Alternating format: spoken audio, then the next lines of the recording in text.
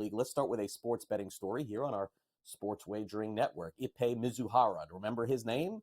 The former interpreter of Shohei Ohtani. Well, Mizuhara is asking for an 18-month sentence for taking money from Shohei Ohtani to pay off his gambling debts. He apologized in a statement yesterday, and it was concurrent with some audio that was released. Mizuhara apparently called different banks that had the account attached to Shohei Ohtani and was posing as Ohtani in order to transfer money to the bookmakers. Apparently, there was also an issue with doing so because of the amount of money that was being sent. And so he was questioned on the phone with a bank teller while posing as Ohtani. Who am I speaking with? Shohei Ohtani. Thank you. How may I help you? So I tried to log into online banking, and it tells me that it's not available to me at this time, and I need to call. Sure, I can take a look into that. Alrighty. And could you tell me the name of the payee and the amount of the transaction, please? The person I'm sending to? Yes. It's for $200,000. Thank you. Alrighty. Now, recently we come across a trend of fraud and scams, so we have been monitoring the online transactions closely to make sure our clients are not the victim of either. What is the reason for this transaction? For a car loan. Okay. You said it's for a car loan? Yes. Okay. What is your relationship to the payee? He's my friend. Okay. Right now, it looks like Mizuhara, based on that audio, again, basically saying, give me 18 months. I don't know. We'll see if that ends up flying, but naturally that's out there now for the public. Here's what else is out there for the public. Let's talk about it. 2 new head coaches in the National Football League. Let's begin with the one that just broke about 20 minutes ago. The Las Vegas Raiders are hiring an old favorite. Looks like Pete Carroll got another run in him. He goes from Seattle to not retired, but basically done, and now back to the Raiders. 73 years old, Pete Carroll is back coaching in the NFL, according to ESPN. So get ready for a press conference for Carroll, and of course we'll play back some of that for you on Monday. What the future holds still remains to be seen. The Raiders desperately in need now of a quarterback. Liam Coen, meanwhile, said that he didn't want to coach the Jaguars. He was going to stay with the Tampa Bay Buccaneers. Then they fired the general manager, and now Liam Coen has decided he wants to actually coach for the Jacksonville Jaguars. My goodness. Liam Coen, the next Jacksonville Jaguars head coach. They're searching for a GM. He did get an extension with Tampa Bay to remain as offensive coordinator there, but somehow Shad Khan convinced him to change his mind, or maybe his mind was just simply changed by the firing of Balke. At least that's what's being discussed at the current and present time. At the Australian Open, Novak Djokovic, one of the greatest tennis players of all time, ended up retiring at the Australian Open because of injury, essentially saying that he could not go on. He went to the net, shook hands after losing a set against Alexander Zverev, and said that he had a muscle tear and was actually booed off the court by some fans. Not the first time this has happened to Djokovic, but he talked about the injury after the match. Well, I didn't hit the ball since Alcaraz's match, so until like an hour before today's match. I did everything I possibly can to basically manage the muscle tear that I had, and medications, and I guess the strap and the physio work helped to some extent today, but towards the end of that first set, I just started feeling more and more pain, and it was too much to handle for me at the moment. So unfortunate ending, but I tried. And he was out there, but not good enough for Djokovic, who of course is going to have to get healthy before the next time we see him on the court. All right, let's get to the National Football League. Let's talk about Jabrill Peppers. There's a woman that testifies Peppers attacked her, of the New England Patriots, by grabbing her in the neck, slamming her against the wall, pushing her down the stairs. These are allegations that she testified on the first day of Peppers' trial on charges of assault and battery. of a dangerous weapon. Sean McVay is hoping for Matthew Stafford to return to the Rams. Stafford has not given an indication one way or the other as to whether or not he's going to play next season. Meanwhile, Kevin Stefanski gave an indication on his future. Of course, he's staying with the Cleveland Browns after a brutal season, but also he said that he's going to call plays in 2025, this despite Tommy Rees joining the organization. Here's Stefanski on the decision. Okay, guys, excited to announce Tommy Rees as our offensive coordinator. Tommy's a guy that we met a few years back, kept a relationship, watched him from afar as he had his success as a young coach. And then we were able to bring him in here last year. And really this last year spent with Tommy really solidified what I thought about him. We had a process with some really impressive candidates for this job, some smart people that we really enjoyed getting to know, but ultimately felt that Tommy was the right fit for this football team.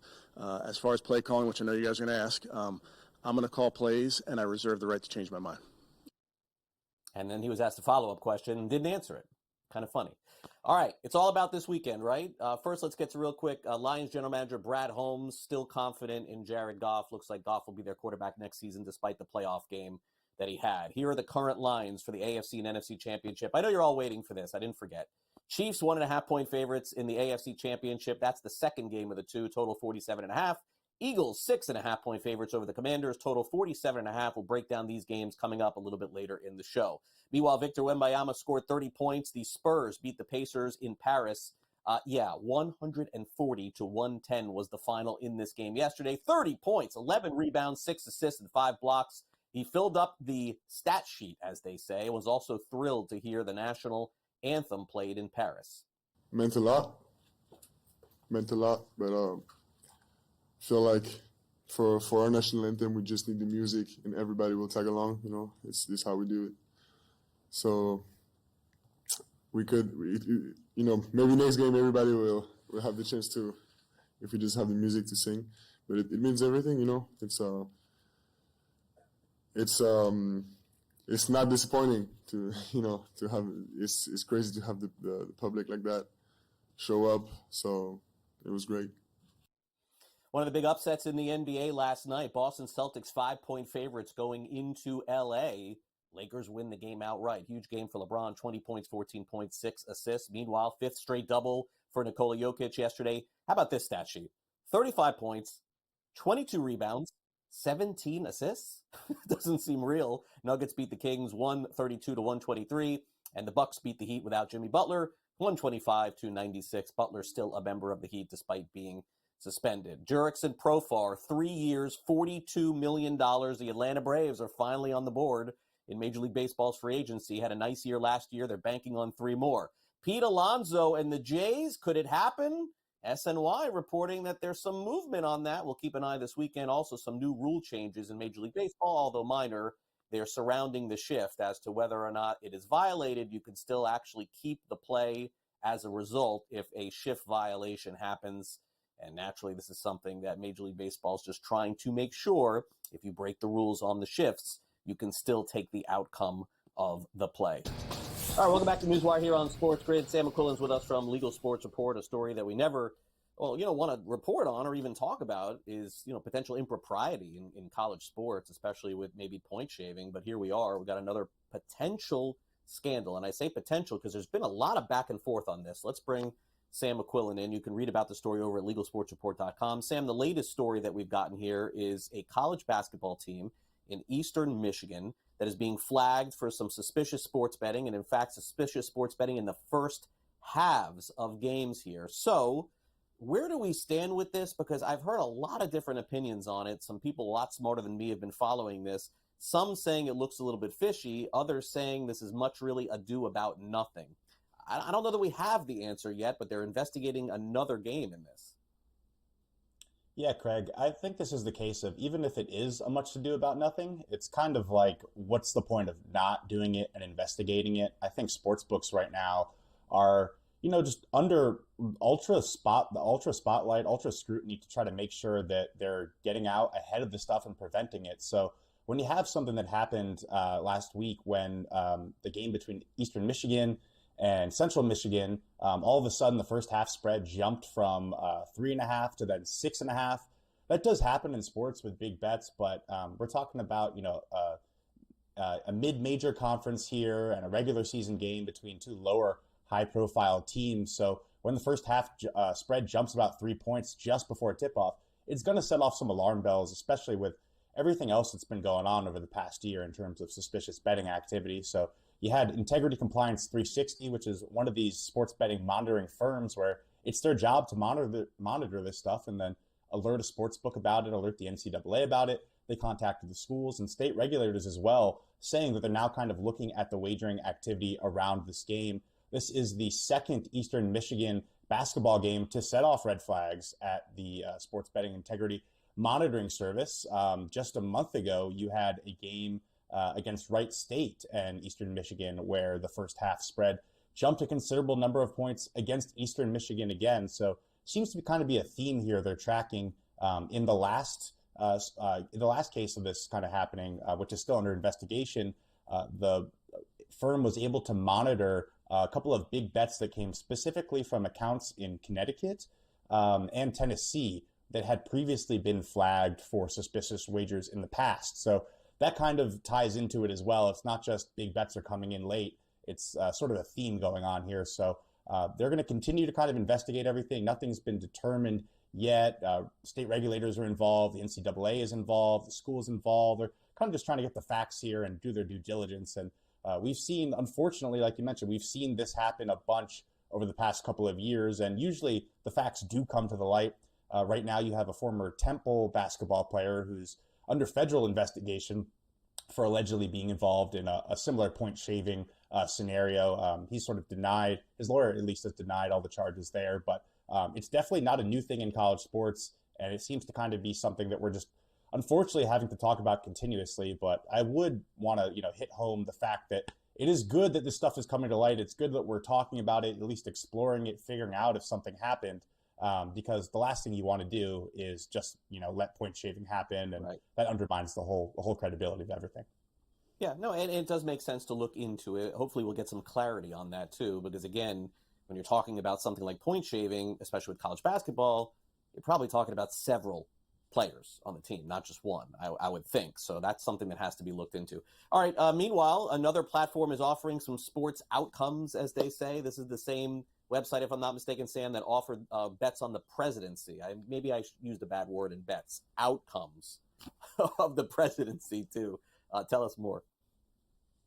Yeah, no, it's funny you mentioned what's the right word to use in this scenario. Over the past couple of years, we've talked about, are you betting on something? Are you playing a fantasy sports game on something? Are you entering a sweepstakes contest on something? And now we're talking about, are you investing in a market or contract? At the end of the day, it's all stuff that looks very similar to sports betting. We have Kalshi, which is the latest company to come out and try to offer a product that's very similar to sports betting, but for all intents and purposes, they don't want it to be regulated as sports betting. Kalshi was, of course, the prediction market service that sparked headlines this past year for taking essentially bets on the presidential election in the form of contracts. You could buy a contract whether Donald Trump would win or whether Kamala Harris would win, and they're now trying to get in the sports betting space. They filed with the Commodity Futures Trading Commission this week to offer markets tied to the Super Bowl, offering will Team X win X probably being the Super Bowl. So they're preparing to offer these markets this week, start taking essentially bets or contracts on the game, and it comes just a week after Crypto.com got in kind of a similar situation. They defied the CFTC's ask to halt offering these markets while the CFTC conducts their 90-day review. Essentially, the CFTC is trying to figure out, is this sports betting? Can we say it's sports betting legally and then get these companies to then obviously be regulated, pay the fees? The reason they're doing it this way is essentially so they don't have to take all the time and go through all the hoops that companies like FanDuel and DraftKings have been doing. I'd have to imagine the companies that offer the actual regulated sports betting products would not be too happy if their competitors can simply just prop up a very similar product without similar regulations. We've had Robinhood as well say that they're exploring similar things. So it's this thing trending now where basically these things that function like stock markets, Crypto.com, you invest in coins, They want you to be able to invest in the outcomes of sports. So it's kind of taking that definition of gambling, and people talk about the stock market being gambling. It's what do we actually call it at the end of the day, and how do we regulate it, especially when it's on a state by state basis. Kalshi is no stranger to working with the CFTC or denying their requests. This past year, they were asked to stop offering their markets on the election because technically, under American law, you can't have a sports book. You can't offer, is this president going to win? Is that president going to win? It's illegal to bet on elections. But by doing it through a market system where you invest in contracts, federal appeals court said that was okay, and they didn't have jurisdiction, which kind of opened up the door to this whole thing we're talking about with the pseudo sports betting space. So I think it'll be really interesting, if they are able to go through and take these bets on the Super Bowl, A, how they do, B, where does the pushback come from? And then, C, what does the actual regulated sports betting industry do about it? So definitely not the last we've heard with this story. Will be interesting to see, too, if others try to follow suit. Yeah, a lot of websites are coming up with new innovative ways to not say we take bets. Basically, that's the way I view it. All right, speaking of taking bets, the offshore markets are, there's a big clampdown on them. And I'm actually surprised that a lot of the states have been successful in sending these cease and desist. So now another one comes out. Michigan says to the company MyBookie, no more taking bets. Do you think MyBookie will, Sam, oblige to this? I was very surprised to see that a lot of the offshores have obliged to it. I just didn't know what the thinking was there. Yeah, it's definitely a valid point. One of the reasons we haven't seen states really, or even federal authorities really crack down on it for that matter, is because a lot of states lack the jurisdiction to really enforce these rules. What they can do, and what Michigan's done in this case, is send a cease and desist to the operator of MyBookie. It's a Curacao-based company called Duranba, which offers MyBookie across the country without paying fees, taxes, regulations. The fact that Michigan has had success stopping, previous other bookies like Papaya Gaming, like Bovada, they've had success with that. So we'll have to see. Maybe they'll have success here with this, but they kind of lack the teeth to really enforce it. But so far, it's been these companies kind of backing off, saying, you know what, we're fine just leaving Michigan. We have enough states we can do business in. So Michigan's kind of taking the lead on this. I think it'll be really interesting to see sort of who is next in this offshore bookie space, and also which states follow, and when do we get to a point where these companies say, okay, actually, we're going to start fighting here. So an interesting one. All right, fair enough. Sam, great to catch up with you here on NewsWire. Enjoy the football games. We'll catch up back with you next week here on the show. Thanks again. Sounds good. Thanks, Craig.